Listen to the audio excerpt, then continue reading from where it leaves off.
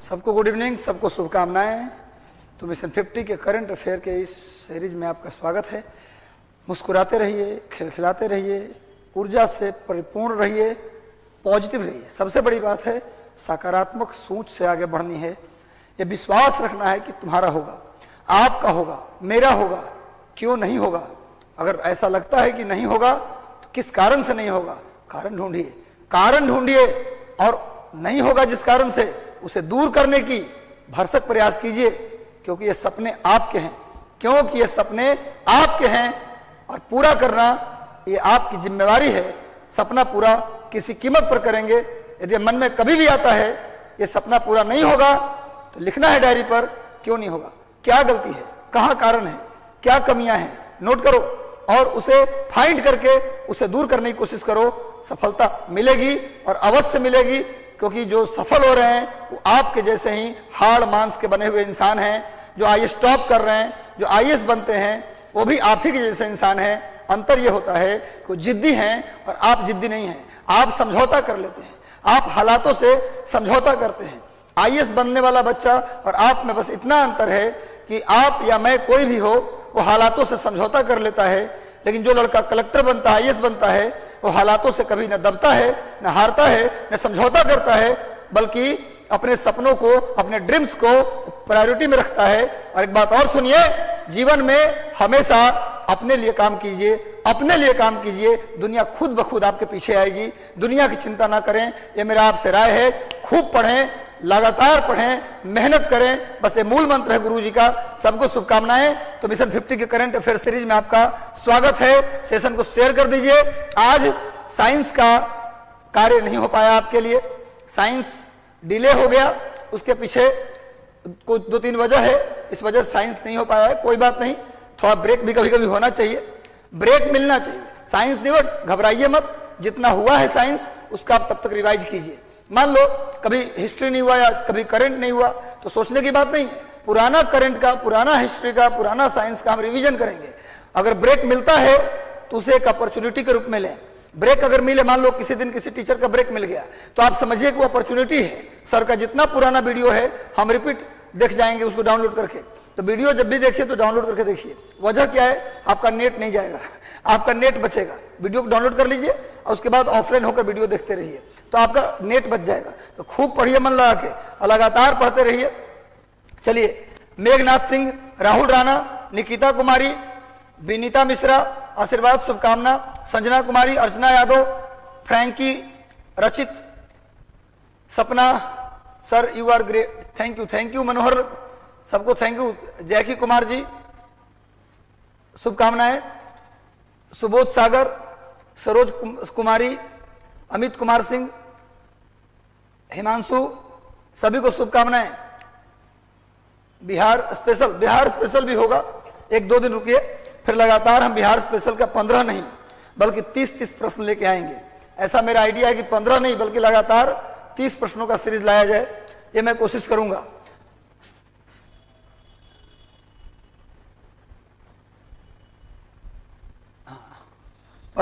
Pranav Krishna, Bihar special भी होगा, बिल्कुल होगा। अभी हो नहीं रहा, 1-2 दिन के बाद सब करेंगे। रवि मंडल, गौतम जी, मोहन, प्रणव, सबको शुभकामनाएं।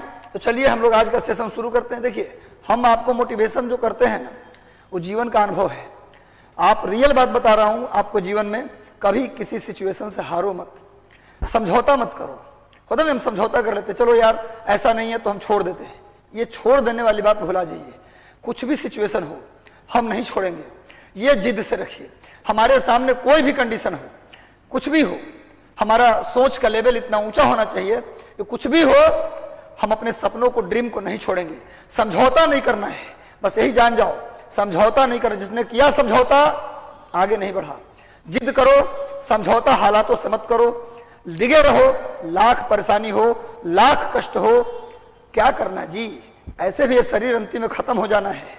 मिला है एक जन्म तो क्यों न टॉप करेंगे, हाई लेवल पे जाके दिखाएंगे। ये जन्म दोबारा कोई नहीं जानता। अगर इस जमीन पे आए हैं तो चमकेंगे सूरज की तरह, उस लेवल पे पहुंचेंगे जहां गांधी, बुद्ध, महावीर, बड़े बड़े लोग पहुंच गए, वहां पहुंचेंगे। पहुंचेंगे, नहीं तो कम से कम वहां पहुंचने के लिए मेहनत करेंगे, लगातार पढ़ते रहेंगे, और जब सिलेक्शन होगा देश की, अपने राज्य की पूरा सेवा करेंगे। जो रियल में नीडी व्यक्ति होगा उसकी मदद करेंगे, बिना जात धर्म और बिना किसी भेदभाव के आधार पर। तो खूब मेहनत कीजिए, और इस देश और बिहार को आपके जैसे मेहनती लोगों की जरूरत है। तो इस नाते पढ़िए कि हमें बिहार को, पूरे देश को बनाना है। तो चलिए आज का पहला करंट अफेयर हम लोग देखते हैं। इंडिया ग्लोबल फोरम 2022 का आयोजन कहां किया गया? इंडिया ग्लोबल फोरम 2022 का आयोजन कैफिर सर एग्जाम का डेट चेंज होगा क्या? अरे 8 मई को डेट आ गया है, मुझे नहीं लगता कि अब चेंज होना चाहिए। 8 मई संडे है, डेट आ गया है, अब मुझे अब नहीं लगता कि डेट चेंज होना है। कुछ भी चेंज होगा मान के चलिए मई में पेपर होना है, मई से आगे पेपर नहीं जाएगा। मतलब ये कि 30 अप्रैल तक आपकी तैयारी कंप्लीट हो जाना चाहिए। 30 अप्रैल, इन लगभग 1 महीना समय बचा है 30 दिन का। 30 दिन में आप रूटीन बनाइए 12-12 घंटे का डेली, 12 घंटे 13 घंटे का। क्योंकि एग्जाम से पहले अगर आप कमीशन के विद्यार्थी हैं तो एग्जाम के 1-2 महीना पहले 14-15 घंटा आदमी पढ़े तो कोई दिक्कत नहीं है उससे। तो आप 12-14 घंटा का रूटीन बनाइए सुबह से शाम तक, जिसमें डेली आप मॉडर्न हिस्ट्री पढ़िए, डेली आप साइंस पढ़िए, डेली करंट अफेयर घर पर रिवीजन कीजिए, और डेली प्रीवियस पेपर से कम 200 क्वेश्चन, बार बार बोलते हैं प्रीवियस पेपर से 200 प्रश्न डेली, मतलब यूपी बिहार झारखंड इनका प्रीवियस पेपर आप कम से कम डेली 200 प्रश्न बनाइए व्याख्या के साथ, और प्लस 1-2 दिन समय रखिए वीक में रिवीजन के लिए, और खूब लगातार 14 घंटे की पढ़ाई कीजिए 30 दिन पर। 30 दिन के बाद आपको लगेगा कि हमारा तैयारी हो गया है। ये बात मान के चलिए कि अप्रैल में आपकी तैयारी हो जानी चाहिए, चाहे पेपर कभी भी ले। 8 मई मुझे लगता है फाइनल डेट है, अगर नहीं भी फाइनल है तो मई में तो एग्जाम आपका हो ही जाएगा। तो चलो घबराना नहीं है, अब डेट पूछिए मत, डेट बढ़ेगा तो सबके लिए बढ़ेगा, एक आपके लिए तो नहीं बढ़ेगा। तो आप अप्रैल में तैयार हो जाइए। चलो भैया, करंट अफेयर का बुक 5 तारीख को मिल जाएगा। 5 तारीख को, 5 अप्रैल को करंट अफेयर की बुक आपके हाथ में होगा, सेंटर से आकर ले लीजिएगा। तो इंडिया ग्लोबल फोरम का आयोजन कहाँ किया गया? बेंगलुरु, कोटा, रायपुर या हैदराबाद? तो सीधे हम लोग आंसर पे आते हैं। इसका आयोजन हुआ बेंगलुरु में। कहाँ आयोजन हुआ? बेंगलुरु। बेंगलुरु में आयोजन हुआ। बेंगलुरु जो है वो कर्नाटक की राजधानी है। बेंगलुरु कर्नाटक की राजधानी है। इसे गार्डन सिटी भी बोलते हैं, गार्डन सिटी भी बोलते हैं बेंगलुरु को। बेंगलुरु को सिलिकॉन वैली भी बोलते हैं, सिलिकॉन वैली भी बोलते हैं, सिलिकॉन घाटी बेंगलुरु को बोलते हैं। कोटा राजस्थान में है, रायपुर छत्तीसगढ़ की राजधानी है, हैदराबाद तेलंगाना की राजधानी है। चलिए आगे बढ़ते हैं, अगला प्रश्न पे आते हैं। सेशन को एक बार शेयर कर दीजिए अपने अपने ग्रुप से। अगर लगता है कि सर हमारे लिए मेहनत कर रहे हैं, लगातार हमें समझा रहे हैं, मोटिवेट कर रहे हैं, और हमारे लिए हौसला अफजाई कर रहे हैं और बेहतर करंट सीरीज ला रहे हैं, तो आप एक बार सेशन को लाइक कर दीजिएगा, और कम से कम अपने सारे व्हाट्सएप ग्रुप, टेलीग्राम पर शेयर कीजिए। आप जितना शेयर करेंगे हमारा मोटिवेशन का लेवल उतना ही 4 गुना, 5 गुना, 20 गुना होगा, और बेहतर करेंगे, लगातार डेडिकेशन से करेंगे। और कोई आपका साथ दे न दे, एज ए टीचर आप जो समझते हैं, मैं आपके साथ खड़ा हूं एनी टाइम। कोई हो या ना हो, हम हर पल, आज कल परसों हर दिन खड़े हैं। चलो भैया अगला प्रश्न। आरबीआई ने हाल ही में किस बैंक को नए ग्राहकों के ऑन बोर्डिंग का मतलब नया ग्राहक को जोड़ना, अकाउंट खोलना, नए ग्राहक को अकाउंट खोलने से मना कर दिया? आरबीआई ने कहा कि बेटा तुम अब नया अकाउंट नहीं खोलोगे, तुम अब नया अकाउंट नहीं खोलोगे। किसे कहा? Canara bank, free charge, yes bank या पेटीएम पेमेंट बैंक? जल्दी बताओ, आरबीआई ने किसे मना कर दिया कि अब तुम नया अकाउंट नहीं खोलोगे, नया ऑन बोर्डिंग को रोक दिया? जल्दी बताओ किसे का? पेटीएम। बड़ी छटपटा भी रहा था पेटीएम जब से आया ना, इतना छटपटाया कि आपको हम क्या बताएं। माने जो लोग आ रहे हैं इंडिया में ना, वो चाह रहे हैं कि जल्दी ये अमीर हो जाएं, और उसी दरमियान में लूटने पर अब देख रहे कितने लोग फरार हो गए एनपीए बना बना के यहां से। खैर, पेटीएम पेमेंट बैंक, इसका सही उत्तर होगा Paytm payment bank. Paytm payment bank, note कर लीजिएगा, पेटीएम पेमेंट बैंक। नए ग्राहकों के ऑनबोर्डिंग पर रोक लगा दिया गया। पेटीएम पेमेंट बैंक को आरबीआई ने कहा कि अब नया ग्राहक आप नहीं बना सकते, अभी रुक जाइए, हम आपका कुछ देखेंगे परफॉर्मेंस कि आप क्या क्या कर रहे हैं। चलो भैया आगे आ जाओ। ACI world ASQ award 2021 Bharat में कितने हवाई अड्डे को दिया गया? World ASQ award, world ASQ award Bharat के कितने हवाई अड्डों को दिया गया? जल्दी से उत्तर दो। वर्ल्ड ASQ अवार्ड 2021 भारत में कितने हवाई अड्डों को दिया गया? जल्दी से बताओ। 2 3 4 6, 2 3 4 6, फटाफट उत्तर दो। लगातार सेशन को शेयर कर दो, लगातार शेयर कर दो, लगातार भैया।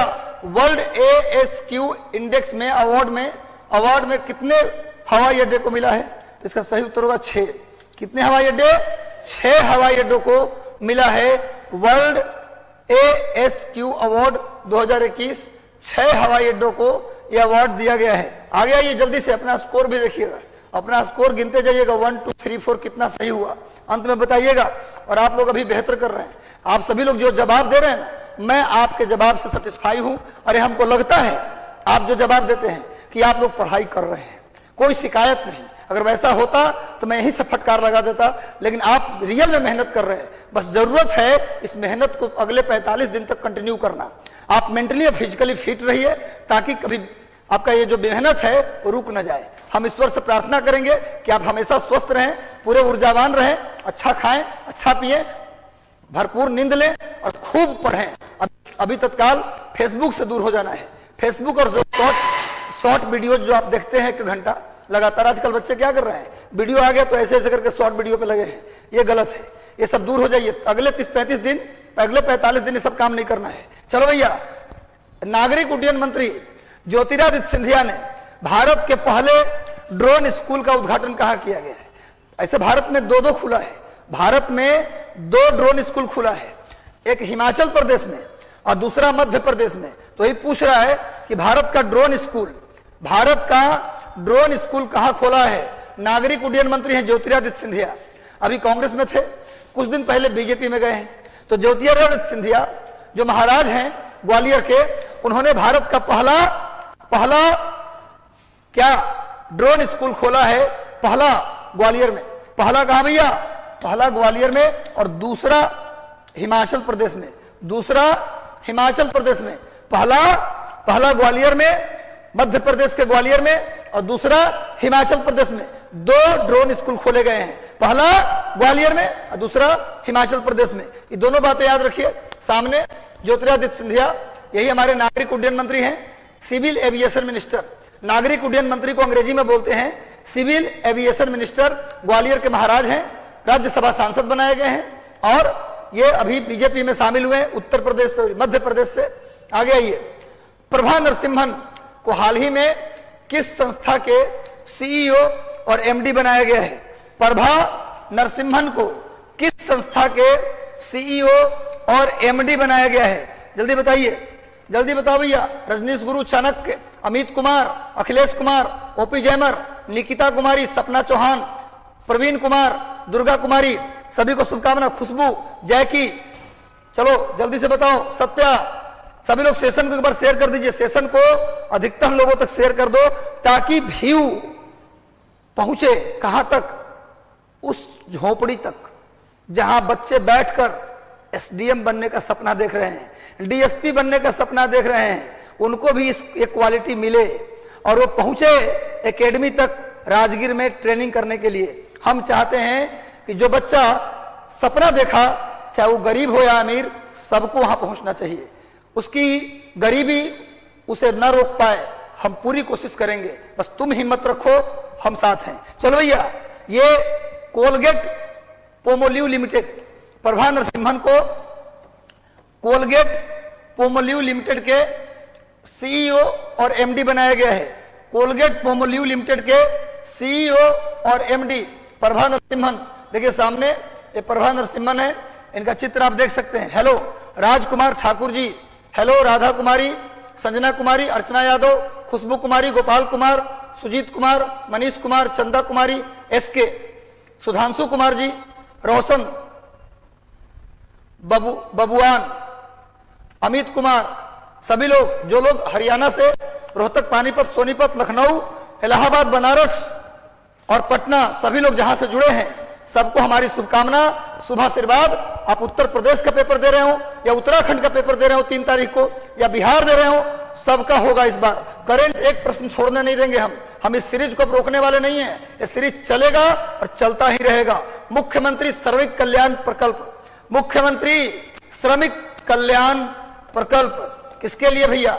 चाय के बागान में काम करने वाले मजदूर, चाय बागान के मजदूर के लिए, चाय बागान के मजदूर के लिए किस राज्य ने शुरू किया है? मुख्यमंत्री श्रमिक कल्याण प्रकल्प। मुख्यमंत्री श्रमिक कल्याण प्रकल्प की शुरुआत किसने की है? जल्दी बताओ भैया, कोई डिफरेंटिंग नहीं है।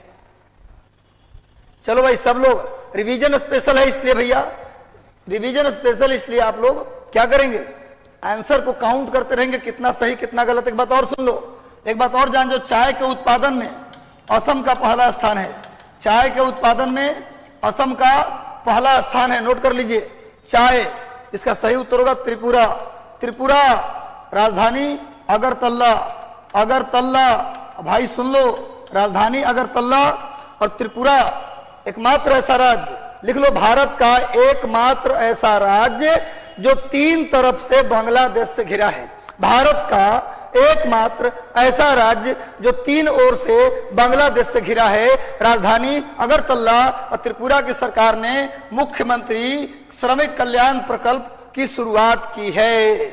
आगे आ जाओ भैया, सामने देखो, चाय बागान में काम करने वाले मजदूर हैं, आप देख सकते हैं। चलो, जेके पूजा कुमारी 2004-5 में टैग जीआई टैग मिला है। प्रियंका कुमारी, मेघनाथ सिंह, सुनीता कुमारी, कोई डाउट हो ना तो आप पूछ सकते हैं, सर बिहार स्पेशल कब से होगा? ये हम हो सकता है कल से भी करें, कल से भी करें, आज केवल आज तक नहीं होगा। सर करंट अफेयर मंथली करा दीजिए, मंथ वाइज कराएंगे। हाँ, अब कराएंगे, मैं बता देता हूं, 6 तारीख से हम मंथली करंट अफेयर भी लेकर आएंगे, जैसे बताया ना आपको। देखो भाई, मैं बताया आपको कि 6 तारीख से हम लोग जैसे ऐसे करेंगे, मई का करंट अफेयर कंप्लीट, तो आज कंप्लीट कर दिए मई, कल जून, परसों जुलाई, अगस्त, ऐसे कर देंगे। यानी मई से शुरू करेंगे। क्यों मई से करेंगे? क्योंकि पुराना करंट पूछने की संभावना थोड़ी कम होती है। तो मई से अप्रैल से ले लेंगे, अप्रैल से लेकर अगले अप्रैल तक का हम करंट अफेयर पूरा मंथ वाइज भी करा देंगे, मतलब हर एंगल से करा देंगे। बच्चा चिंता मत करो, करंट को हम कर देंगे उतना कि आपको सोचने की जरूरत नहीं है। चलो भाई आगे आ जाओ। 14 मार्च को विश्व भर में कौन सा दिवस मनाते हैं?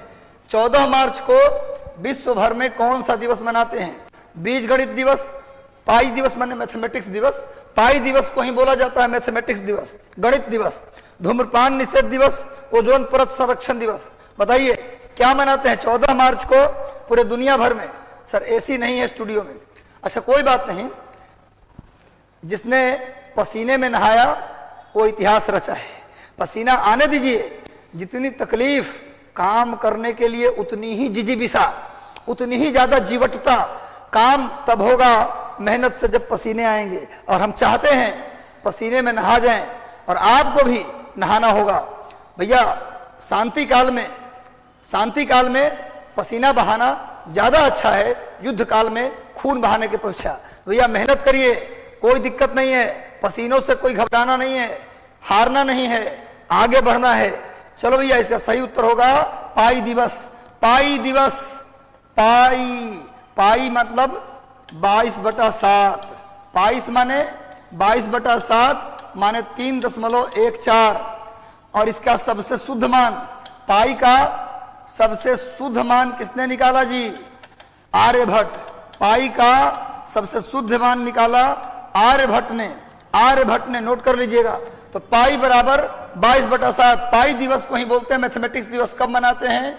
14 मार्च को। जिन्होंने लगाया 14 मार्च उनका सही है। आगे बढ़ते भैया, जल्दी देखो सामने पाई का फोटो भी है। पाई दिवस, आगे बढ़ जाओ जल्दी से, अगला क्वेश्चन आ जाओ। सुप्रीम कोर्ट ने 4 धाम परियोजना के लिए एक हाई लेवल कमेटी बनाया है। उस कमेटी का अध्यक्ष किसे बनाया गया है? सुप्रीम कोर्ट के 4 धाम परियोजना के। सर 10 दिन में बीपीएससी का कंप्लीट करंट अफेयर करा दीजिए। कैफिर जी बोल रहे, बिल्कुल करा देंगे। आपको बता रहा हूं कि 15 तारीख से पहले हम बीपीएससी का पूरे साल का करंट करा देंगे, ये मैं प्रॉमिस कर रहा हूं।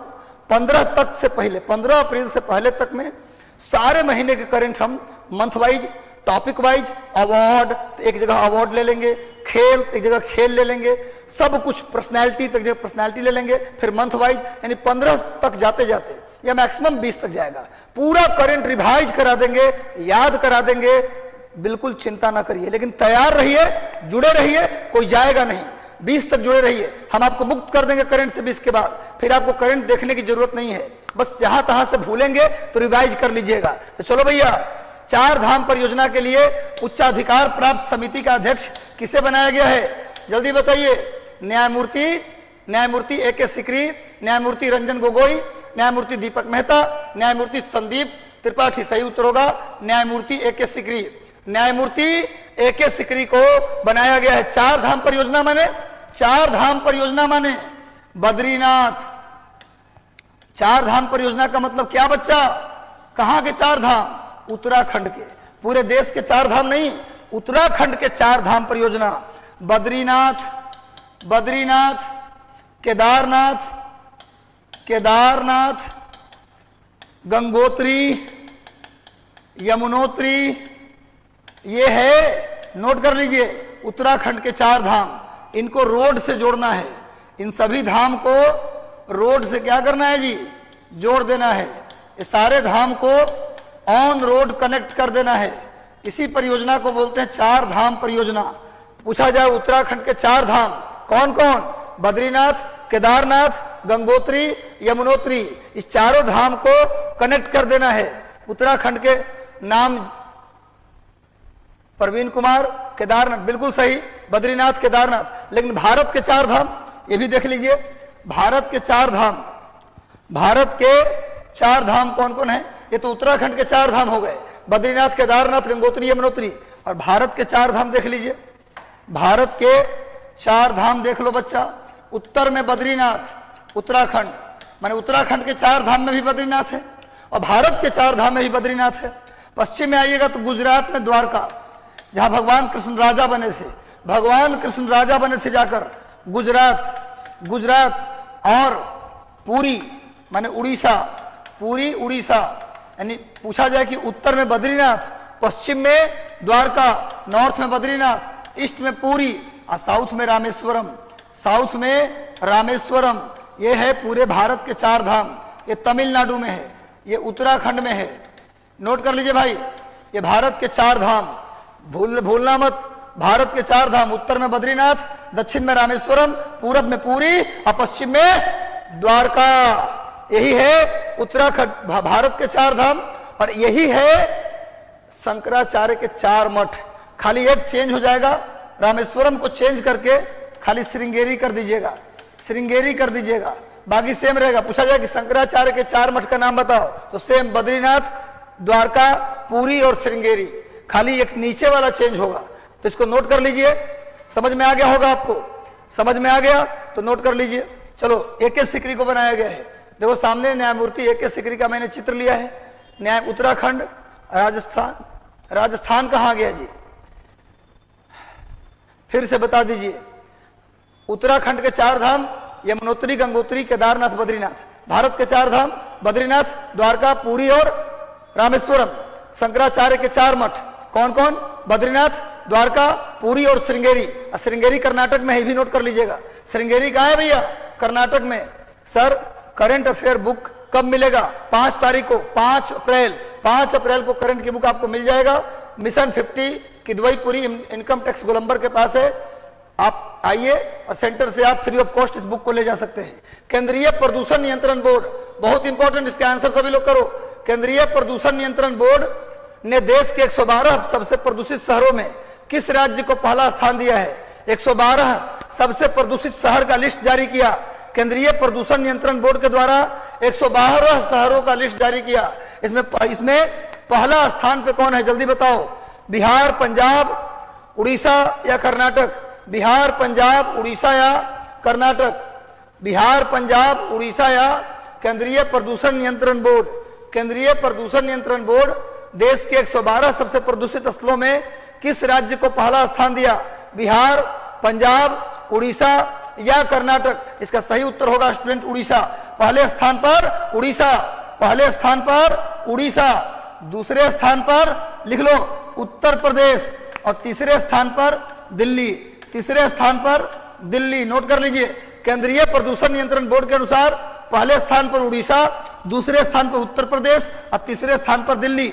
112 शहरों को, 112 प्रदूषित शहरों का लिस्ट जारी हुआ। उस लिस्ट में पहले नंबर पर उड़ीसा, दूसरे पर उत्तर प्रदेश और तीसरे पर दिल्ली। यह वही उड़ीसा है, यह वही उड़ीसा है दुनिया का एकमात्र राज्य, दुनिया का, भारत का नहीं, दुनिया का एकमात्र राज्य जिसने फीफा स्कूल फुटबॉल क्लब खोला है। भारत का एकमात्र राज्य जो अपने सभी नागरिकों को हेल्थ कार्ड दिया है। एकमात्र राज्य उड़ीसा जहां का पूरी शहर 24 घंटे साफ पानी उपलब्ध कराने वाला शहर बन गया। वहां के मुख्यमंत्री है नवीन बाबू, नवीन पटनायक, नोट कर लीजिएगा। तो इस प्रदूषण नियंत्रण बोर्ड की रिपोर्ट में पहला उड़ीसा, दूसरा उत्तर प्रदेश और तीसरा दिल्ली। आगे आ जाओ भैया। नेक्स्ट, भारतीय ग्रैंड मास्टर एस.एल. नारायण ने किस देश में आयोजित ग्रैंड स्कोची कैटोलिका इंटरनेशनल को जीता? कौन देश में एक टूर्नामेंट हुआ था? ग्रैंड मास्टर की बात करते हैं तो यह है चेस टूर्नामेंट, शतरंज टूर्नामेंट, जिसका नाम है ग्रैंडी स्कोची कैटोलिका इंटरनेशनल। इसका आयोजन कहां किया गया? Grand master SL. नारायण ने जीता है खिताब। कौन से में? ग्रैंडी स्कोची कैटोलिका इंटरनेशनल टूर्नामेंट में। इसका आयोजन कहां हुआ? Norway, Italy, Switzerland. सभी लोग बताइए। ग्रैंडी स्कोची कैटोलिका इंटरनेशनल का खिताब जीत लिया एस.एल. नारायण ने। इस टूर्नामेंट का आयोजन कहां हुआ? Norway, Italy, Switzerland. Norway, Italy, Switzerland. भाई भाई बताओ जल्दी। इटली। आंसर क्या होगा मेरे बच्चों? इटली। इटली में हुआ और इटली की राजधानी रोम। किस नदी के किनारे? टाइबर नदी। टाइबर नदी के किनारे रोम, इटली की राजधानी। इटली में एक नदी है पो नदी, इसे इटली की गंगा कहते हैं। इटली में एक नदी है पो नदी, इसे इटली की गंगा कहते हैं। और इटली में बच्चों दो ज्वालामुखी है। एक का नाम है विसुवियस, एक का नाम है विसुवियस और दूसरे का नाम है एटना। एटना इटली में ही है लेकिन एक द्वीप है सिसिली, वहां पर है। तो पूछा जाए इटली में कौन सा ज्वालामुखी? मेनली विसुवियस है, ये इटली में ही है। और ये जो है सिसिली द्वीप पर है, इटली के ही सिसिली द्वीप पर भूमध्य सागर में। कौन है भैया? एटना। तो एटना और विसुवियस ज्वालामुखी इटली में। इटली की राजधानी रोम, टाइबर नदी के किनारे। इटली के पो नदी को इटली की गंगा कहते हैं। क्लियर है? और नॉर्वे, इसकी राजधानी ओस्लो। स्विट्जरलैंड, इसकी राजधानी बर्न। इसकी राजधानी बर्न, इसकी राजधानी ओस्लो। नोट कर लो मेरे भाई, कुछ भी नहीं है दुनिया में, बस से बस सिर्फ मेहनत है। जो करेगा, जितना करेगा उसे उतना मिलता है। कौन कह दिया कि नहीं मिलेगा? पढ़ाई का फायदा नहीं होगा, मेहनत का फायदा नहीं होगा, गलत बात। जितना आप करते हैं उतना आपको मिलता है। ये आप गलत सोचते हैं। अगर नहीं मिला तो कहीं ना कहीं कोई कमी रही होगी। इसलिए कमियों को हमेशा फाइंड कीजिए। हम नहीं छोड़ेंगे किसी कीमत पर, कुछ भी हो जाए। तुम नहीं हारे तो तुमको कोई हराने वाला भी नहीं है। अगर तुम खुद से नहीं हारे तो तुम्हें कोई हराने वाला नहीं है। चलो अगला बताओ। हाल ही में किसने लक्ष्मी फॉर लक्ष्मी पहल की शुरुआत की? लक्ष्मी फॉर लक्ष्मी पहल किस बैंक ने? डाक संघ का मुख्यालय, बिल्कुल गुरुजी, हाँ बिल्कुल सही, बर्न में है, बिल्कुल बर्न में है, बर्न नहीं बर्न। अखिलेश कुमार जी बहुत बढ़िया, बहुत बहुत शाबाश आपको, शाबाशी, बहुत शाबाशी अखिलेश जी। नुसरत जहां, अमरनाथ कुमार, राहुल कुमार, सुजीत कुमार जी, मिशन 50 वाले अजय जी। चलिए भैया सभी लोग जल्दी से आंसर कीजिए। तो भैया किस म्यूचुअल फंड ने शुरू किया? लक्ष्मी फॉर लक्ष्मी माने धन और लक्ष्मी माने लड़की, बेटियों के लिए पैसा। किसने शुरू किया? हैशटैग लक्ष्मी फॉर लक्ष्मी योजना किसने शुरू की? Mutual fund, HDFC, ICICI। बताओ जल्दी से मेरे बच्चों, जल्दी बता दो। आज तोड़ना है, आज तोड़ देना है वो सारे रिकॉर्ड। जितने प्रश्न मैं कराऊं स्कोर बताना कितना है। HDFC सही उत्तर होगा। HDFC म्यूचुअल फंड ने लक्ष्मी फॉर लक्ष्मी पहल की शुरुआत की है। एकदम याद कर लो, दिमाग में बैठा लो। HDFC ने शुरू किया है लक्ष्मी फॉर लक्ष्मी। देखो सामने HDFC म्यूचुअल फंड की मैंने चित्र दिया है। और सुन लो, शेयर मार्केट को कंट्रोल करता है सेबी और म्यूचुअल फंड को भी कंट्रोल करता है सेबी, वायदा बाजार को भी कंट्रोल करता है सेबी। इतनी बातों को याद रखो। हाल ही में किस राज्य ने महिला @ महिला कार्यक्रम की शुरुआत की है? किस राज्य ने महिला @ महिला कार्यक्रम की शुरुआत किस राज्य ने शुरू किया है? महाराष्ट्र, बिहार, कर्नाटक, इनमें से कोई नहीं। सभी लोग जल्दी से बताओ किस राज्य ने शुरू किया महिला @ महिला कार्यक्रम की शुरुआत किसने की? स्कोर गिनते रहना, कितना स्कोर आपका आया अंत में बताना। सब लोग नहीं बताते हो, सभी लोग अंत में लिखना। मैं मैसेज देखता हूं किसका कितना नंबर आया है, तब मैं बताता हूं कि इस बार मेरे बच्चों ने अच्छा काम किया है। बस ऐसे ही लगे रहिए। सही उत्तर होगा कर्नाटक, सही उत्तर होगा भाई कर्नाटक। और जो लोग पढ़ेगा हमारा सबसे प्रिय छात्र वही होगा। क्योंकि आप पढ़ेंगे, सिलेक्शन लेंगे, हम वो दिन का इंतजार कर रहे हैं जब गुलदस्ता और शॉल लेकर मैं यहाँ खड़ा रहूं, आप एसडीएम बन के आओ और मैं आपका स्वागत करूं। उस दिन मेरा पढ़ाई और मेरा मेहनत सफल होगा। चलो भैया आगे बढ़ जाओ। बिल्कुल होगा, आप जैसे लोगों का ही होता है। नेक्स्ट आइए, भारत का कौन सा राज्य $1 ट्रिलियन पूरा करने वाला राज्य बन गया? मोदी जी का सपना है $5 ट्रिलियन। 2025 तक मोदी जी का सपना है पूरे देश की इकोनॉमी को $5 ट्रिलियन करना है। अभी महाराष्ट्र अकेले कर लिया 1 ट्रिलियन। देश में कितने राज्य? 28 राज्य और 8 केंद्र शासित प्रदेश, उसमें से अकेले महाराष्ट्र कर लिया 1 ट्रिलियन। अब मोदी जी का सपना है 5 का। अगर 28 राज्य कर ले 1-1 ट्रिलियन तो 28 हो जाएगा ना जी। यानी मोदी जी के सपनों से कई गुना आगे बढ़ जाएगा। लेकिन ऐसा हो संभव नहीं है। संभव इसलिए नहीं कि भारत में प्रत्येक राज्य की स्थिति एक समान नहीं है। गुजरात, महाराष्ट्र समुद्र के किनारे है, ये पहले से विकसित है। अगर बात करें मिनरल्स की, बिहार में देखें तो कोई मिनरल्स भी नहीं है, न कोई इंडस्ट्री है, न इसका स्थिति समुद्र के किनारे है। तो उतनी इकोनॉमी में हर राज्य को आप महाराष्ट्र से तुलना करें तो ये सही बात नहीं है। आप तो महाराष्ट्र की तुलना भी महाराष्ट्र से नहीं कर सकते, क्योंकि महाराष्ट्र का एक इलाका है विदर्भ, जो भूखे किसानों के द्वारा सबसे ज्यादा सुसाइड विदर्भ में किया जाता है। महाराष्ट्र को तुलना आप महाराष्ट्र से भी नहीं कर सकते। महाराष्ट्र का कुछ इलाका आगे है, अब बहुत इलाका ऐसे हैं जहां किसान सुसाइड कर रहे हैं। विदर्भ का क्षेत्र, बात को समझिएगा। इंडिया में बहुत अनइक्वालिटी भी है। तो भैया ये $1 ट्रिलियन को पूरा करने वाला राज्य बन गया महाराष्ट्र। महाराष्ट्र बन गया $1 ट्रिलियन को पूरा करने वाला पहला राज्य। तो भैया भारत में बहुत असमानता है। सामने देख लो, ये महाराष्ट्र का मैप है। महाराष्ट्र को छू रहा है गुजरात, मध्य प्रदेश, छत्तीसगढ़, तेलंगाना, कर्नाटक और इधर से गोवा। ये सब महाराष्ट्र को छू रहे हैं। गोवा, कर्नाटक, तेलंगाना, छत्तीसगढ़, मध्य प्रदेश और गुजरात ये महाराष्ट्र को छूते हैं। महाराष्ट्र में ये औरंगाबाद है। महाराष्ट्र में ये औरंगाबाद है। औरंगाबाद महाराष्ट्र में ये औरंगाबाद है, जहां पर क्या है जी? एलोरा की गुफा कहाँ है भाई? महाराष्ट्र के औरंगाबाद में। ये हमारा ये हो गया हमारा नासिक, ये हो गया नासिक। और इधर आप देखेंगे, इधर हो गया आपका ये वर्धा, और यहीं पर हो गया नागपुर, जो संतरा के लिए फेमस है। संतरा के लिए नागपुर देखिएगा, वर्धा और नागपुर पूरब में है। औरंगाबाद बीच में है, जहां पर एलोरा गुफा है। नासिक में अंगूर और प्याज की खेती।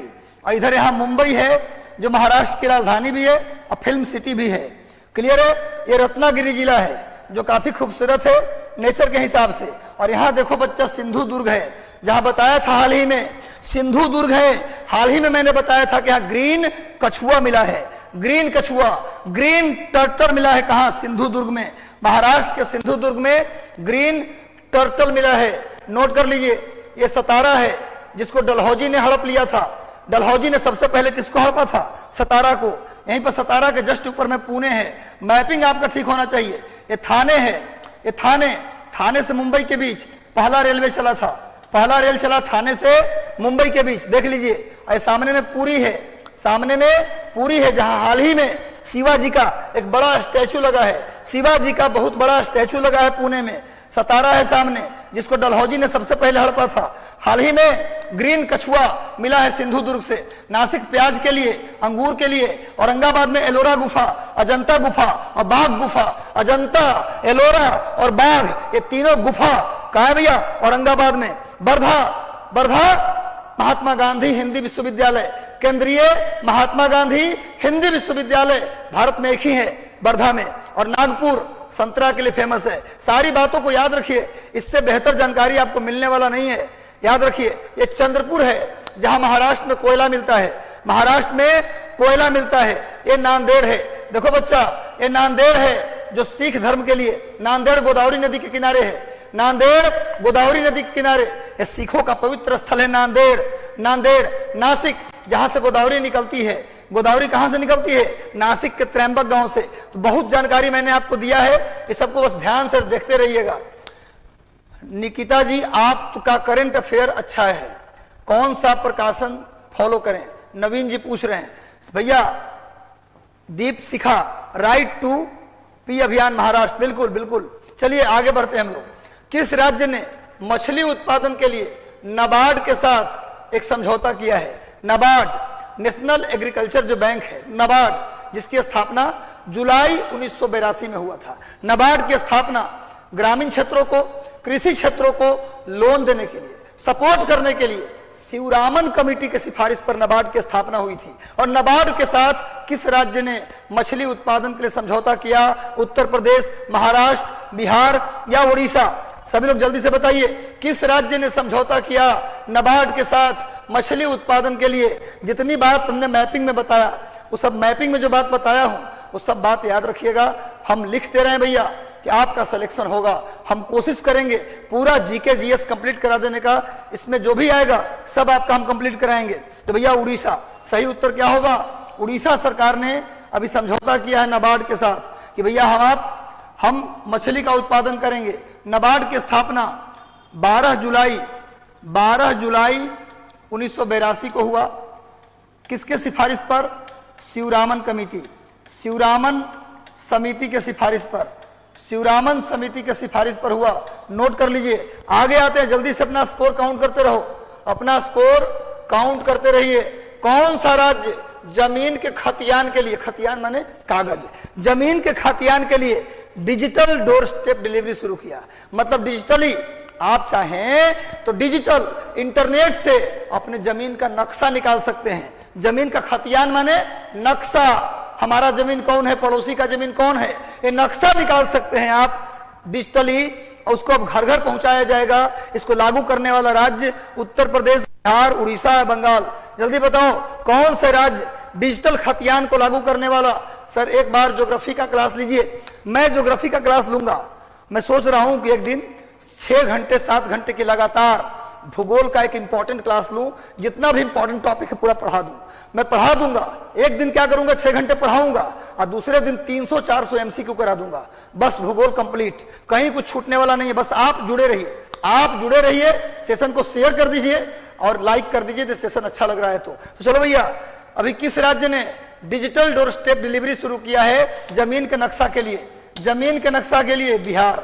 अभी नीतीश कुमार जमीन पर बहुत ज्यादा काम कर रहे हैं, सारा विवादें हल कर देंगे, कोई लड़ेगा नहीं, सबका जमीन अपने घर पहुंचेगा। ये बिहार सरकार ने शुरू किया है, नीतीश कुमार जी ने इसे प्रारंभ किया है। बिहार में इसी तरह बनेगा जमीन का खतियान। अब बिहार में डिजिटल खतियान बनेगा, नक्शा, खतियान माने जमीन का नक्शा। अगर पड़ोसी कह रहा है कि मेरा जमीन आपका नहीं, तो सब नक्शा में पता चल जाएगा किसका जमीन है किसका नहीं। चलो भैया, तुरंत बुला लेंगे अमीन और दिखा देंगे तुरंत कि किसके में कितनी गर्मी है। गांव में तो खेत काटते काटते उसका खेत में घुस जाता है आदमी, है ना? चीन वाला हालत है। चीन और गांव के किसान एक दूसरे का जो मेढ़ होता है ना, आरी, उसको काट काट के बना देता है पारी। आरी को काट के क्या बना देता है? पारी। हाल ही में रक्षा मंत्रालय, भारत सरकार रक्षा उद्योग डिजाइन विकास कितने प्लेटफॉर्म की पहचान की है? रक्षा मंत्रालय ने रक्षा उद्योग के डिजाइन और विकास के लिए कितने प्लेटफॉर्म का चयन किया है? जुड़ते रहो, जोड़ते रहो और स्कोर काउंट करते रहो, कमेंट करते रहो। जल्दी बताओ 10, 12, 15 या 18 कितने? दिल्ली में आपकी करंट अफेयर, दिल्ली में ये मिलेगा अभी तत्काल तो कोचिंग से मिलेगा, आईआईटी रुड़की के सहयोग से। बिल्कुल सही, चलो बहुत बढ़िया, बहुत बढ़िया, प्रसन्न कर दिया मिजाज तुम लोगों ने।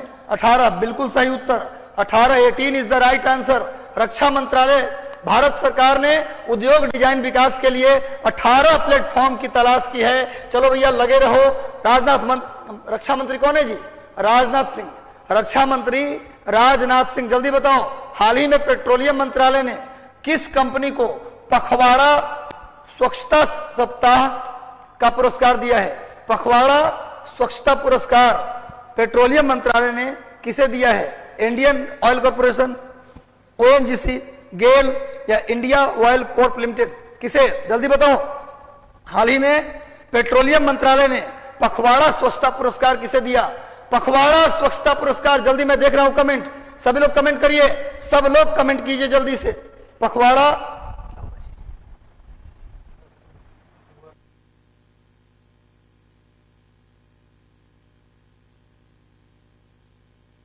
पखवाड़ा स्वच्छता, जल्दी बताओ पुरस्कार। सर थोड़ा जल्दी, ज्योग्राफी का क्लास बिल्कुल बिल्कुल जल्दी करेंगे। 5 तक रुक जाइए, 5 को करंट अफेयर की मैगजीन आ जाएगी, उसके बाद सब कुछ करेंगे।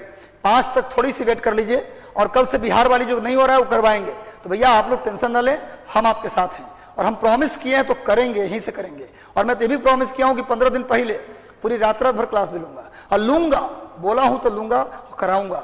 बस आप तैयार रहिए रिवीजन करने के लिए, पीटी निकालने के लिए। इस बार पीटी निकलना चाहिए। हमसे जितने लोग करंट में जुड़े हैं सबका पीटी होना चाहिए। ये मिला है Indian oil Corp limited. Indian oil Corp limited, हम आपके साथ खड़े हैं। रात रात भर पढ़िए, दिन दिन भर पढ़िए, जब नींद खुले पढ़ाई करिए, पढ़ाई करिए, पढ़ाई करिए, पढ़ाई कीजिए। इस 45 दिन में अपने आप को प्रूव कर दीजिए कि हम अगले 6 महीने तक इस लड़ाई में बने हुए हैं। क्योंकि अगले 6 महीने बाद मेंस होगा, वही लड़का मेंस देगा ना जिसका पीटी में रिजल्ट आएगा। तो क्या करना है? 45 दिन में वो दिखा देना है करके कि बेटा अगले 6 महीने तक हम हैं इस मैदान में, तुम हमको हारा हुआ मत समझो, अगले 6 महीने इस मैदान में हैं। और सुन लो, बीपीएससी में जाकर इंटरव्यू भी देंगे और फाइनल सेलेक्ट हो जाएंगे, और हमेशा इस मैदान में रहेंगे। चिंता मत करो। चलो, हाल ही में भारत के किस बैंक ने परिसंपत्ति पुनर्निर्माण कंपनी NARCL में के 55 करोड़ रुपए में 2% हिस्सेदारी खरीदने की बात की है? किस बैंक ने परिसंपत्ति पुनर्निर्माण कंपनी NARCL के साथ 55 करोड़ रुपए में इस कंपनी का 2% हिस्सेदारी खरीद लेगा? 55 करोड़ में 2% हिस्सेदारी खरीद लेगा। किस कंपनी का? NARCL का। State bank, Punjab national bank, Canara bank या फिर देना बैंक? सब लोग जल्दी बताइए। सर करंट अफेयर में अप्रैल तक को संजना कुमार जी बिल्कुल बिल्कुल करेंगे। डीएम साहब जी के साथ सेशन लाएं सर प्लीज। बिल्कुल आएगा, बिल्कुल। सर तो हमेशा आते रहते हैं, रंजीत सर हमेशा आते हैं। इतनी बिजी शेड्यूल के बाद भी हम सभी को गाइड करने, मोटिवेट करने सर हर सैटरडे को, संडे को आते हैं। एक बड़ी बात है, हम लोग छोटे छोटे कामों में घबराते हैं, सर हम सभी के लिए मोटिवेशन है, और वो जरूर आते हैं। जितना वो आपके लिए करते हैं आश्चर्य है, ये समझिए कि एक मतलब वंडर है कि भाई कैसे सर करते हैं। लेकिन आप लोग के लिए उस बिजी शेड्यूल में से भी सर निकालते हैं, और निकालेंगे सर, हमेशा निकालते हैं सर। तो ये अच्छी बात है। तो आप चिंता ना करें, सर भी आएंगे, सब लोग आएंगे। बस आप रिजल्ट दीजिए, आप अपने तोहफे के रूप में रिजल्ट ले आइए, बस हम ये चाहते हैं आपसे। चलो भैया, 2% हिस्सेदारी भारत के किस बैंक ने खरीदी है NARCL में? जल्दी बताइए। इसका सही उत्तर होगा Punjab national bank. Punjab national bank PNB, Punjab national bank PNB। अरे नीरव मोदी वाला, नीरव मोदी इसी का पैसा लेके भागा ना। विजय माल्या स्टेट बैंक का पैसा, और नीरव मोदी पंजाब नेशनल बैंक का पैसा लेके भाग गया। चलो भैया, ये PNB का फोटो दे दिया हूं। आगे, हाल ही में किस देश ने टोही उपग्रह प्रणाली का, टोही मतलब पता लगाने वाला, ऐसा उपग्रह जो क्या करेगा? डिटेक्ट करेगा दुश्मन देशों को। तो भैया टोही उपग्रह प्रणाली का सफल परीक्षण किसने किया? चीन, जापान, उत्तर कोरिया, रूस। टोही उपग्रह प्रणाली का सफल परीक्षण किसने किया? जल्दी बताओ। चीन, जापान, उत्तर कोरिया या रूस? चीन, जापान, उत्तर कोरिया या रूस? सभी लोग उत्तर दीजिए। इसका सही उत्तर होगा, स्टूडेंट देख लो मेरे भाई, सही उत्तर होगा उत्तर कोरिया। किम जोंग उन, यहाँ के तानाशाह का नाम क्या है जी? किम जोंग उन, जो हाल ही में चलती ट्रेन से सुपरसोनिक मिसाइल का भी परीक्षण किया है। बड़ा खतरनाक होता जा रहा है, अमेरिका को चुनौती दे देता है। उत्तर कोरिया और दक्षिण कोरिया को कौन अलग करता है? 38 डिग्री समानांतर, 38 डिग्री पैरेलल उत्तर कोरिया को दक्षिण कोरिया से अलग करता है। तो उत्तर कोरिया ने वही उपग्रह प्रणाली का सफलतम परीक्षण किया है। जल्दी से आगे आ जाते हैं, गलत फोटो लग गया। हाल ही में किस देश ने फेसबुक पर प्रतिबंध लगा दिया है? कौन से देश? फेसबुक अमेरिका का है। अब सोच के देखो, अभी भुलाना नहीं है भैया। फेसबुक पर प्रतिबंध किसने लगा दिया? ये अमेरिका का है। अब बताओ कौन लगा सकता है प्रतिबंध? अमेरिका का है तो अमेरिका लगा देगा, ये तो लगाएगा नहीं। तो एक तो ऐसे ही एलिमिनेट हो गया। किस देश ने फेसबुक पर प्रतिबंध लगा दिया? जल्दी बताओ मेरे भाई, फेसबुक पर किसने प्रतिबंध लगा दिया? अमेरिका, रूस, चीन या जापान? अमेरिका, रूस, चीन या जापान? फेसबुक को किसने प्रतिबंधित किया? कौन करेगा? जो करेगा अमेरिका, जिसको करेगा प्रतिबंधित रूस। रूस ने किया है फेसबुक। फेसबुक पर प्रतिबंध किसने लगाया? अमेरिका। चलिए, अमेरिका ने फेसबुक को प्रतिबंधित कर दिया, मार्क जुकरनबर्ग। चलो भैया नेक्स्ट आ जाओ। हाल ही में प्रधानमंत्री नरेंद्र मोदी ने, अभी मैंने बता दिया आपको, छत्रपति शिवाजी महाराज का एक प्रतिमा लगा है, एक मूर्ति लगी है। वो कहां लगाया गया है? नरेंद्र मोदी के जो जी के द्वारा उद्घाटन किया गया शिवाजी के प्रतिमा, छत्रपति शिवाजी महाराज की प्रतिमा लगाई गई। कहां लगाई गई है? मुंबई, पुणे, नासिक या नागपुर? मुंबई, पुणे, नासिक या नागपुर। और याद रखिए, छत्रपति शिवाजी महाराज और औरंगजेब के सेनापति राजा जयसिंह और शिवाजी के बीच एक संधि हुआ, जिसे बोला जाता है पुरंदर की संधि। पुरंदर की संधि की गई। जयसिंह और औरंगजेब के आदमी कौन था? जयसिंह और शिवाजी के बीच हुआ पुरंदर की संधि। उसके बाद शिवाजी को धोखे से बंदी बना लिया औरंगजेब, और आगरा के जयपुर भवन में रखा गया शिवाजी को, जहां से शिवाजी फरार हो जाते हैं। भारत में छापामार युद्ध या ब्रिक युद्ध प्रणाली की शुरुआत किसने की थी? शिवाजी। भारत में छापामार युद्ध या इसी को बोलते हैं ब्रिक युद्ध, एक ही बात है दोनों। ब्रिक युद्ध, इसकी प्रणाली की शुरुआत करने वाले व्यक्ति कौन है? शिवाजी महाराज। तो शिवाजी महाराज की प्रतिमा पुणे में लगा है, और इसका उद्घाटन किया है प्रधानमंत्री श्री नरेंद्र दामोदर दास मोदी ने। पुणे में लगाया गया है। नेक्स्ट आ जाइए, पुरंदर की संधि किसके बीच हुआ था? देखो सामने में इनका प्रतिमा लगा हुआ है। पुरंदर की संधि किसके बीच हुआ? औरंगजेब के सेनापति जयसिंह और शिवाजी के बीच। नोट कर लो भैया, आगे आ जाओ। हाल ही में Hari Prasad Chaurasia life time achievement पुरस्कार किसे दिया गया? जाकिर हुसैन, अमजद अली खान, सदाब खान, या फिर इनमें से कोई नहीं? सभी लोग जल्दी से बताओ, जल्दी बताओ मेरे भाई। हाँ, 1665 में पुरंदर की संधि। अखिलेश कुमार जी बिल्कुल सही बोल रहे हैं, आपका सही उत्तर है। बहुत बढ़िया, शाबाश, सभी को शाबाशी। कमाल कर दिया आप लोगों ने। आज आप लोगों का कमाल देखते बन रहा है, बेहतर कर रहे हैं। ऐसे ही अपने अंदर पॉजिटिव ऊर्जा रखिए, अपने अंदर एक शक्ति रखिए, ताकत रखिए, हम कर लेंगे। Amjad Ali Khan, Hari Prasad Chaurasia life time achievement पुरस्कार। हरि प्रसाद चौरसिया क्या बजाते हैं? बांसुरी। हरि प्रसाद चौरसिया क्या बजाते थे? बांसुरी। इनके नाम पर Hari Prasad Chaurasia life time achievement पुरस्कार अमजद अली खान को दिया गया है। नेक्स्ट आ जाओ भाई, सामने देखो, ये हरि प्रसाद चौरसिया जो क्या बजा रहे हैं? बांसुरी। इनके नाम पर ही लाइफ टाइम अचीवमेंट पुरस्कार आया था। आगे आ जाओ। हाल ही में रिलायंस इंडिया लिमिटेड ने कहां सबसे बड़ा व्यापार और संस्कृति केंद्र खोला है? रिलायंस इंडिया लिमिटेड के द्वारा सबसे बड़ा व्यापार और सांस्कृतिक केंद्र खोला गया है। जल्दी बताइए, पुणे, नासिक, नागपुर या मुंबई? सबसे बड़ा व्यापार और सांस्कृतिक केंद्र खोला गया है।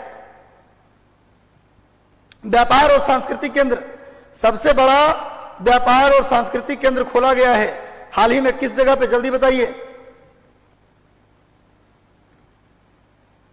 व्यापार और सांस्कृतिक केंद्र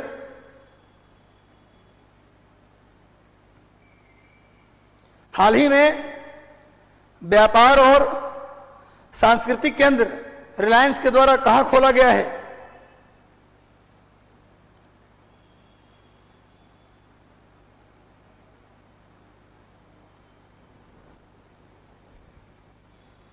चलो जल्दी बताओ, कहां खोला जाएगा? जल्दी बता दो मेरे भाई। ये आंसर होगा मुंबई। मुंबई में खोला गया है। रिलायंस इंडिया के द्वारा व्यापार और सांस्कृतिक केंद्र की शुरुआत मुंबई। अपने स्कोर को काउंट करते रहना, कितना आप कर रहे हो, कितना आपका स्कोर आ रहा है। भारत के किस खिलाड़ी ने महिला विश्व कप में 24 मैच खेलने का रिकॉर्ड दर्ज किया? भारत के किस खिलाड़ी ने? हरमनप्रीत कौर, मिताली राज, झूलन गोस्वामी, जल्दी बताओ किसने? भारत के किस खिलाड़ी ने 24 वर्ल्ड कप में, ध्यान रखना, वर्ल्ड कप में 24 मैच खेलने का रिकॉर्ड किस महिला खिलाड़ी ने बनाया है? हरमनप्रीत कौर, मिताली राज, झूलन गोस्वामी, जल्दी बताओ। बता सकते हैं आप किसने? झूलन गोस्वामी नहीं, इट इज रॉन्ग। सही उत्तर होगा मिताली राज। मिताली राज 24 match plus 6 world cup, total 6 world cup. सबसे ज्यादा सचिन तेंदुलकर के बाद सबसे ज्यादा वर्ल्ड कप खेलने वाली महिला मिताली राज, 24 मैच खेलने वाली मिताली राज। झूलन गोस्वामी ने रिकॉर्ड तोड़ा है वर्ल्ड कप में 39 विकेट लेने का।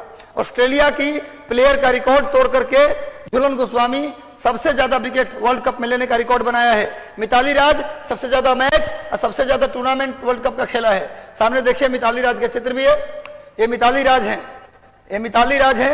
चलिए अपना स्कोर काउंट करते रहिए और बताइए क्या कितना स्कोर हुआ।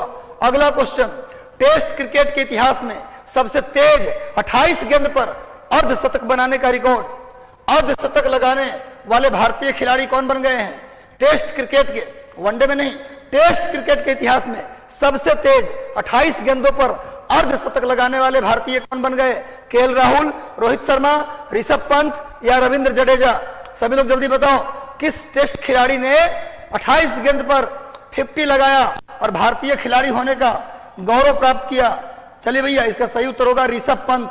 ऋषभ पंत, नोट कर लीजिए, ऋषभ पंत ने 28 गेंद पर अर्धशतक लगाकर रिकॉर्ड कायम कर लिया। ये सामने ही ऋषभ पंत साहब हैं, देख सकते हैं आप। आगे बढ़िए भैया, किस राज्य सरकार के द्वारा आईटी कॉरिडोर की स्थापना की गई है? आईटी कॉरिडोर उत्तर प्रदेश, कर्नाटक, आंध्र प्रदेश या केरल? किस राज्य सरकार ने आईटी कॉरिडोर की स्थापना की है? IT, information technology corridor, information technology corridor की स्थापना किस राज्य ने किया है हाल ही में? हाल की बात कर रहा हूं, उत्तर प्रदेश की नोएडा की बात नहीं कर रहा। मैं कह रहा हूं हाल में किसने स्थापित किया?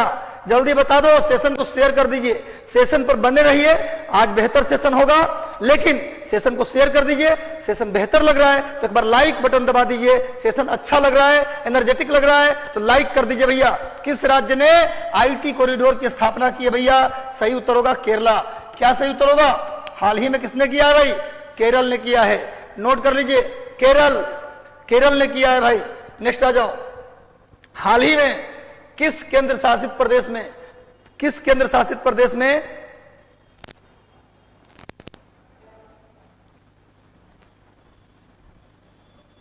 हाल ही में किस केंद्र शासित प्रदेश में पहला डिजिटल स्कूल? देखो, अगर रहे पहला डिजिटल हेल्थ स्कूल तो अलग आंसर होगा।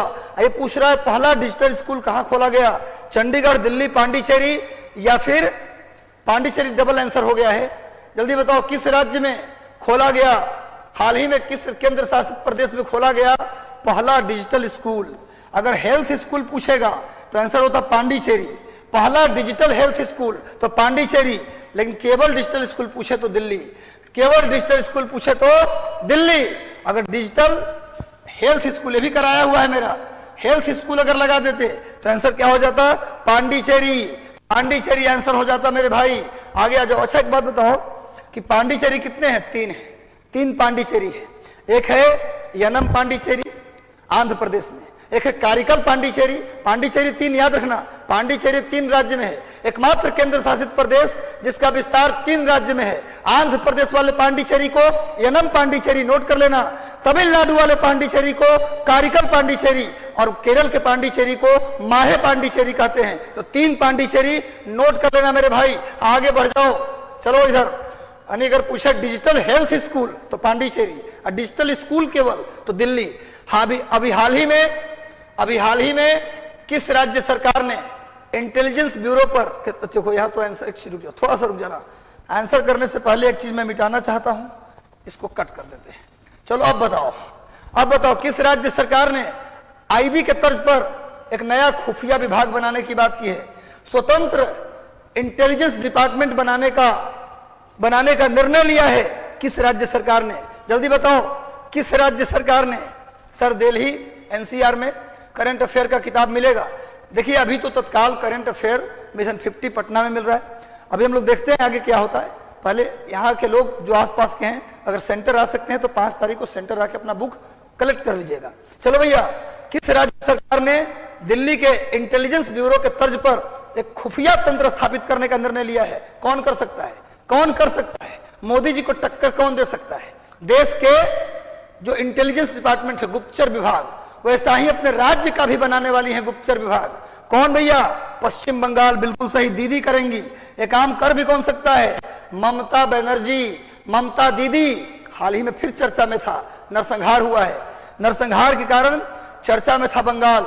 आगे बढ़ते हैं भैया, नेक्स्ट आ जाओ। यही दीदी हैं, द लीजेंड दीदी, जो हमेशा मोदी को चुनौती ही देती रहती हैं। आगे आ जाओ भैया, नेक्स्ट अगला क्वेश्चन। परिसीमन आयोग हाल ही में किस राज्य के परिसीमन का रिपोर्ट परिसीमन आयोग ने प्रस्तुत किया है? परिसीमन आयोग ने किस राज्य के परिसीमन का अंतिम रिपोर्ट जारी किया है? परिसीमन आयोग की स्थापना आर्टिकल 82 में, नोट कर लीजिए, अनुच्छेद 82 में परिसीमन आयोग अनुच्छेद 82 नोट कर लो। आर्टिकल भी नोट करना है, किस अनुच्छेद के तहत परिसीमन आयोग की स्थापना होती है। इसने अभी किस राज्य का अंतिम रिपोर्ट दिया है? सही उत्तर होगा J&K, जम्मू कश्मीर। प्रत्येक जनगणना के बाद चुनाव क्षेत्रों का परिसीमन किया जाता है। तो जम्मू कश्मीर चूंकि नया राज्य बना, जम्मू कश्मीर राज्य पुनर्गठन विधेयक 2019 के तहत जम्मू कश्मीर राज्य को 2 केंद्र शासित प्रदेश में बांटा गया। पहला जम्मू और कश्मीर और दूसरा लद्दाख। नोट कर लीजिए। और जम्मू कश्मीर के परिसीमन आयोग ने रिपोर्ट दिया है, इसकी स्थापना अनुच्छेद 82 में। नोट कर लीजिए और स्कोर बताते रहिए कितना स्कोर हुआ आपका। अगला क्वेश्चन, अभी हाल ही में भारत सरकार ने काली नदी पर तटबंध बनाने का निर्णय लिया है। यह नदी भारत के किस राज्य और नेपाल की सीमा बनाती है? काली नदी एकमात्र भारत की नदी है। काली नदी एकमात्र नदी है, ध्यान देना, बहुत इंपॉर्टेंट है। काली नदी एकमात्र नदी जो भारत और नेपाल की सीमा बनाती है। तो प्रश्न क्या पूछ रहा है? किस राज्य और नेपाल की सीमा बनाती है काली नदी? यानी काली नदी किस राज्य में बहती है? जल्दी बताओ। उत्तर प्रदेश, उत्तराखंड, बिहार या सिक्किम? नेपाल और किस राज्य की सीमा बनाती है काली नदी? एकमात्र नदी है काली जो नेपाल और भारत की सीमा बनाती है। और एकमात्र नदी है झेलम। नोट कर लो, कहीं नहीं मिलना। एकमात्र नदी है झेलम जो भारत और पाकिस्तान की सीमा बनाती है। भारत पाकिस्तान को पार बहुत नदियां करती हैं, लेकिन सीमा बनाने वाली एकमात्र नदी झेलम। उसी तरह से भारत और नेपाल की सीमा बनाने वाली एकमात्र नदी काली नदी। भैया सेशन को शेयर कर दीजिए अधिकतम लोगों तक। Uttarakhand is the right answer. Kali नदी उत्तराखंड में बहती है। काली नदी एंग्लो नेपाल युद्ध के बाद सुगौली की संधि की गई और उस संधि में काली नदी को भारत और नेपाल के बीच क्या बनाया गया? सीमा बनाया गया। काली नदी भारत और नेपाल के बीच सीमा बन गई। कौन सी संधि के बाद? सुगौली की संधि। आंग्ल नेपाल युद्ध। गवर्नर कौन था उस समय? उस समय गवर्नर था लॉर्ड हेस्टिंग्स। नोट कर लीजिएगा, इतिहास भी कराएंगे, सब कुछ होगा, बना देंगे इस साल इतिहास। देखो सामने ये काली नदी है, देखो यहाँ ये नेपाल और भारत की सीमा बनाती हुई, आप लोगों को शायद नहीं दिखाई दे रहा होगा पर हम बना दे रहे हैं सीमा इसका। ये काली नदी है, ये जो रेड कलर आप देख रहे हैं ना, यही काली नदी है। ये उत्तराखंड और ये नेपाल। यहीं पर अभी विवाद भी किया था। नेपाल ने यहीं पर काला पानी और लिपू लेक को लेकर विवाद भी किया। काला पानी और लिपू लेक को लेकर के यहाँ विवाद किया। नेपाल कह रहा था कि ये हमारा है, भारत का, नेपाल हमारा फायदा उठाता है, सेंटिमेंटल फायदा। उसको लगता है ना कि भारत हमको टेंशन देगा तो हम चले जाएंगे चीन की तरफ। तो चले जाओ, चीन के पास रहो, पता चल जाए। श्रीलंका को पता चला है ना, तुमको भी पता चल जाएगा। चलो भाई आगे आ जाओ, नेक्स्ट आ जाओ भाई, सभी लोग आगे आ जाओ। हाल ही में किस राज्य ने द कश्मीर फाइल मूवी को टैक्स फ्री? ये तो खैर कई राज्य हो गया, अब तो 2 ही राज्य नहीं है, अब तो बिहार भी कर दिया टैक्स फ्री, सब कर दिया। खाली मुख्यमंत्री अरविंद केजरीवाल बोल रहे हैं कि हम टैक्स फ्री काहे बोल रहे हैं, फिर ये कर दीजिए सबके लिए, यूट्यूब पे डाल दीजिए। अरविंद केजरीवाल बोल रहे हैं कि यूट्यूब पे डाल दीजिए। अरे भाई मेहनत से मूवी बना है, काहे डाल देगा यूट्यूब पर? ये भी बात है ना। और आपने बहुत सारे मूवी को टैक्स फ्री कर दिया पहले से ही, उसके लिए कोई तर्क देंगे क्या? और इसको क्यों नहीं कर रहे हैं? तो कहने का मतलब ठीक है, सबको देखना चाहिए, यूट्यूब पे आ जाए, लेकिन वो भी अकेले तो मूवी बनाया नहीं, कुछ एक्टर्स को लिया है और एक्टर्स का परिवार चलता है पैसा से। तू तो एक्टर लोग पैसा लिया होगा तो घरे से देगा। कश्मीरी पंडितों के दर्द को दिखाना जरूरी था, ये अच्छा हुआ। लेकिन एक बात और है कि कब तक दर्द दिखाओगे, कब तक दर्द दिखाओगे, कब तक घाव कुरेचोगे। कभी उनको जमीन दो, कभी उनको घर दो, शांतिपूर्ण तरीके से रहने का, सम्मान तरीके से रहने का अधिकार दो। कब तक दोगे? खाली फिल्म दिखाने से हो जाएगा? ऐसा नहीं चलेगा। फिल्म बिल्कुल सही है, उसे टैक्स फ्री होना चाहिए, मैं समर्थन करता हूं, लेकिन कश्मीरी पंडितों के घाव को दिखा दिखा के काम नहीं चलेगा। अब उनके लिए कुछ करना होगा भैया। मध्य प्रदेश, इसमें ऑप्शन के अकॉर्डिंग होगा मध्य प्रदेश और गुजरात, ऑप्शन के अकॉर्डिंग होगा एमपी और गुजरात, मध्य प्रदेश और गुजरात। चलो भाई आगे आ जाओ। क्या मेरी बातों से सहमत है ना आप लोग? ये जो मैं बोल रहा हूं इस बात से सहमत हैं या सहमत नहीं है? बिल्कुल सहमत होना चाहिए। सहमत होना सर, ये पॉलिटिक्स की बात हो जाएगी। हाँ बिल्कुल हो जाएगी भाई, इसलिए तो मैं ज्यादा बात नहीं किया, हमने बैलेंस बात किया हूं। रंजीत रथ को, अगला ये, रंजीत रथ को किस संस्था का अध्यक्ष चुना गया? ओएनजीसी, गेल, ऑयल इंडिया लिमिटेड या एनटीपीसी? जल्दी बताइए, रंजीत रथ को किसका चेयरमैन बनाया गया है? रंजीत रथ को किसका चेयरमैन बनाया गया है? ONGC, oil and natural gas corporation, GAIL, gas authority of India limited या ऑयल इंडिया लिमिटेड या एनटीपीसी? रंजीत रथ को किसका चेयरमैन बनाया गया? जल्दी बताओ भैया, रंजीत रथ को किस सार्वजनिक कंपनी का अध्यक्ष चुना गया? सभी लोग उत्तर दीजिए। कोई चुकेगा नहीं, कोई रुकेगा नहीं, कोई झुकेगा नहीं। निकलेगा रिजल्ट, आएगा रिजल्ट, जरूर आएगा। एटीट्यूड में रहो, मेहनत करो, मेहनत के बिना कुछ भी संभव नहीं है। अगर आपको लगता है बोलने से सफलता मिल जाएगी, नहीं मिलेगा।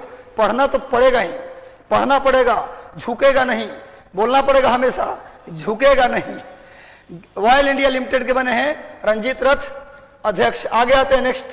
ये ऑयल इंडिया लिमिटेड का मैंने चित्र लिया है, देख सकते हैं आप। आगे आ जाओ, नेक्स्ट आ जाओ भैया। जॉर्डन में आयोजित ASBC एशियाई युवा जूनियर मुक्केबाजी चैंपियनशिप में कितने भारतीयों को स्वर्ण पदक मिला? जॉर्डन, राजधानी अम्मान, जॉर्डन की राजधानी अम्मान, जॉर्डन की राजधानी लिख लो भैया, अम्मान। जॉर्डन के अम्मान में आयोजित एशियाई युवा जूनियर मुक्केबाजी चैंपियनशिप में भारत को कितने स्वर्ण पदक मिले हैं? 4, 5, 6 या 7? भारत को कितने स्वर्ण पदक मिले? सर झुक नहीं आएगा। मनोहर यादव जी 6 है भैया, 6 गोल्ड मेडल भारत को जॉर्डन के अम्मान में एशियाई युवा जूनियर मुक्केबाजी चैंपियनशिप में 6 गोल्ड मेडल मिला है। लगातार करते रहिए काम। भारत ने किसके साथ मिलकर कन्या शिक्षा प्रवेश उत्सव, ये तो कल भी बताया था, ये दोबारा रिपीट है, बताइए। कन्या शिक्षा प्रवेश उत्सव 11 से 14 साल की बेटियां जो स्कूल छोड़ देती थी, गर्ल चाइल्ड बेटी जो 11 से 14 साल के उम्र में अपने पारिवारिक मजबूरी के कारण स्कूल छोड़ती थी, उन्हें दोबारा स्कूल में लाने के लिए कन्या शिक्षा प्रवेश उत्सव मनाया गया। किसके द्वारा, किसके सहयोग से? UNICEF, UNDP, world bank? जल्दी बताओ सही उत्तर क्या होगा? सही उत्तर बताओ। साइंस टेक, साइंस की भी होती, कुछ प्रॉब्लम्स के कारण नहीं हो रहा है, कल होगा, आज केवल कैंसिल है। तब रिवीजन कर लो ना। देखो जब भी गैप मिले, जब भी कोई टीचर का गैप मिले, आप उनका सारा वीडियो देख जाओ उस दिन, उनका रिवीजन कर लीजिए। चलो भैया, इसका सही उत्तर होगा यूनिसेफ। ये तो आप बता ही देंगे, सभी लोग आप लोग जीनियस हैं भाई। यूनिसेफ की मदद से कन्या शिक्षा प्रवेश उत्सव मनाया गया है, यूनिसेफ। चलो आगे बढ़ते हैं। हाल ही में बिहार की किस जाति को, ये तो वही पुराना क्वेश्चन है, खैर बता दीजिए, बिहार की किस जाति को एससी के दर्जा, एसटी के दर्जा छीनकर एससी बना दिया गया? जल्दी बता दो, इसमें टाइम मत लो। एससी के दर्जा को छीनकर एसटी के दर्जा को छीनकर एससी बना दिया गया। लोहार जाति, लोहार जाति, इसमें जल्दी आगे बढ़ते हैं इसलिए कि हो चुका है। आगे आइए। हाल ही में किस देश ने यौन सहमति की आयु को 12 साल से बढ़ा के 16 साल कर दिया? यौन सहमति की आयु को यानी कि सेक्सुअल एक्टिविटीज के लिए फ्री कर दिया कितने साल के बच्चों को? 12 साल के बाद 16 साल कर दिया बढ़ाकर। यह फिलीपींस ने किया है। ये भी मैं बता चुका हूं, इस पर ज्यादा समय हम लोग नहीं लेंगे। फिलीपींस, राजधानी मनीला, फिलीपींस की राजधानी मनीला। आगे बढ़ जाओ, नेक्स्ट आ जाओ भाई। न्यायमूर्ति विपिन सांघी, चलो नया प्रश्न आ गया, देखो इसका उत्तर दो। न्यायमूर्ति विपिन सांघी को किस उच्च न्यायालय में कार्यवाहक मुख्य न्यायाधीश बनाया गया? न्यायमूर्ति विपिन सांघी किस उच्च न्यायालय के कार्यवाहक न्यायाधीश बने हैं? सभी लोग बताओ जल्दी से। न्यायमूर्ति विपिन सांघी किस उच्च न्यायालय के कार्यवाहक मुख्य न्यायाधीश बने? Rajasthan high court, Delhi high court, Kerala high court या चंडीगढ़ हाईकोर्ट? जल्दी से बताओ भैया, किस हाईकोर्ट में न्यायमूर्ति विपिन सांघी को कार्यवाहक मुख्य न्यायाधीश बनाया गया है? कार्यवाहक मुख्य न्यायाधीश बनाया गया दिल्ली हाईकोर्ट।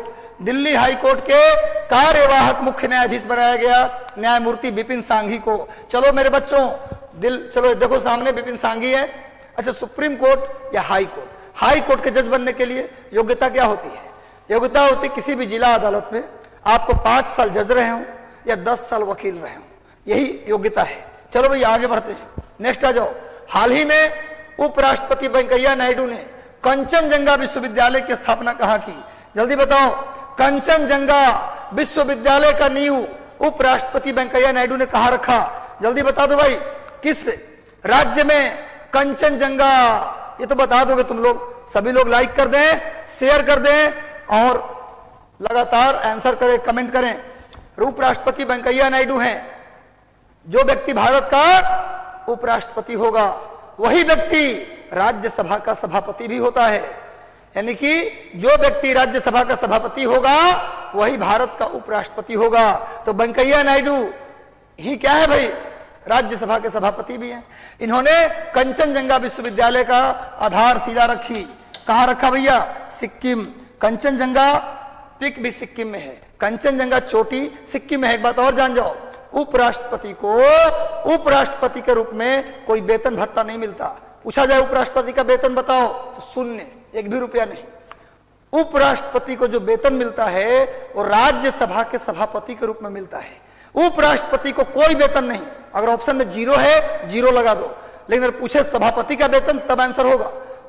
उपराष्ट्रपति को जो भी मिलता है वो राज्यसभा के सभापति के रूप में मिलता है। ध्यान रखना। देखो सामने कंचनजंगा विश्वविद्यालय जो है उसकी आधारशिला रखते हुए हमारे माननीय उपराष्ट्रपति श्री वेंकैया नायडू। चलिए, हाल ही में मुख्यमंत्री एन बीरेन सिंह ने इस्तीफा भी दे दिया और फिर से शपथ भी ले लिया। आप ये प्रश्न बताइए कि एन बीरेन सिंह वर्तमान में किस राज्य के मुख्यमंत्री हैं? एन बीरेन सिंह किस राज्य के मुख्यमंत्री हैं? जल्दी बता दो मेरे भाई, सभी लोग जल्दी बताओ। एन बीरेन सिंह किस राज्य के सीएम हैं? एन बीरेन सिंह चुनाव के पहले इस्तीफा दिए और चुनाव के बाद फिर से बन गए मणिपुर के मुख्यमंत्री। मणिपुर में क्या है? नोट कर लो, लोकटक झील। मणिपुर में लोकटक झील। आगे आ जाओ। मणिपुर में केबुलो लाम जाओ नेशनल पार्क। नोट कर लो मेरे भाई। मणिपुर में और क्या है? मणि और कुकी, ये जनजाति रहते हैं। मणि कुकी जनजाति कहाँ रहते हैं भाई? ये भी मणिपुर में। चलो भाई आगे आते हैं, नेक्स्ट आ जाओ भैया, आगे बढ़ जाओ, नेक्स्ट आ जाओ। एन बीरेन सिंह का चित्र है जो मणिपुर के सीएम बने हैं। आगे आ जाओ। वित्त मंत्री निर्मला सीतारमण ने डिजिटल इकोनॉमी को $800 अरब पहुंचने की उम्मीद कब तक जताई है? किस साल तक भारत की डिजिटल इकोनॉमी हो जाएगी $800 अरब की? जल्दी बता दो भाई। लोकटक झील बिल्कुल सही। रितेश शर्मा, ललित कुमार, राजा लाल, चंदन कुमार, सभी लोग, पुतीन भाई, नीतीश कुमार। चलो जल्दी से बता दो सभी लोग जल्दी बताओ। डिजिटल इकोनॉमी इंडिया की $800 अरब हो जाएगी। कब तक? निर्मला सीतारमण ने कब तक भारत की डिजिटल इकोनॉमी को $800 अरब होने का अनुमान लगाया?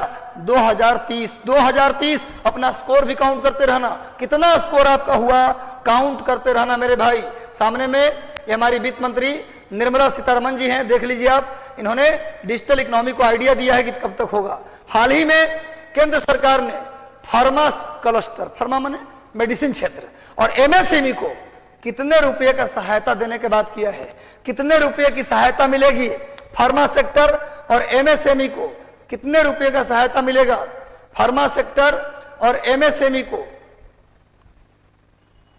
चलो भाई,